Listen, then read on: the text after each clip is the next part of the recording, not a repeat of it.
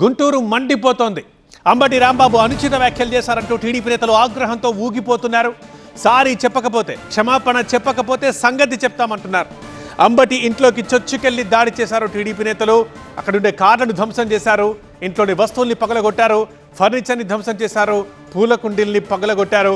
Cell ఇంకా అక్కడ ఉద్రిక్త వాతావరణమే ఉంది. గత 3 నుంచి 4 గంటలుగా ఇదే టెన్షన్ వాతావరణం నెలకొని ఉంది.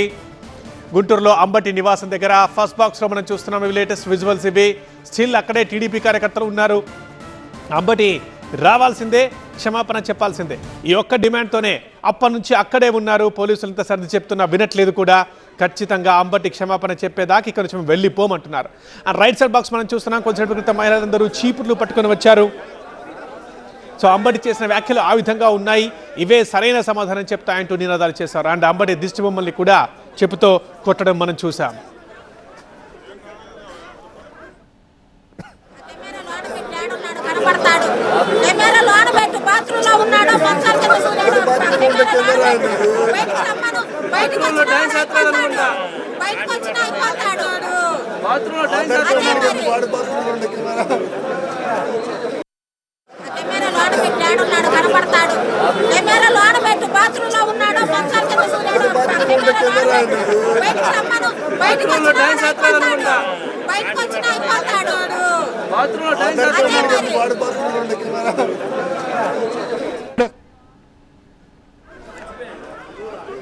అది ఇప్పుడు అక్కడ చూన్న కార్యకర్తలు చెప్తున్న మాటలు. బయటకు రమ్మనండి, బయటకు రమ్మనాలి, ఫస్ట్ బయటకు వచ్చి క్షమాపణ చెప్పాలి, లేకుంటే ఇక్కడ నుంచి మేము వదిలేది లేదు, ఎక్కడ దక్కున్నాడో బయటికి రావాలంటూ వారు డిమాండ్ చేస్తున్నారు. అయితే గుంటూరులోనే కాదు, మనం కింద విజువల్స్లో చూస్తున్నాం. గుంటూరు నుంచి నిరసనలు ఓన్లీ గుంటూరుకే పరిమితం కాలేదు, నిరసనలు వ్యాపించాయి రాష్ట్ర వ్యాప్తంగా కూడా.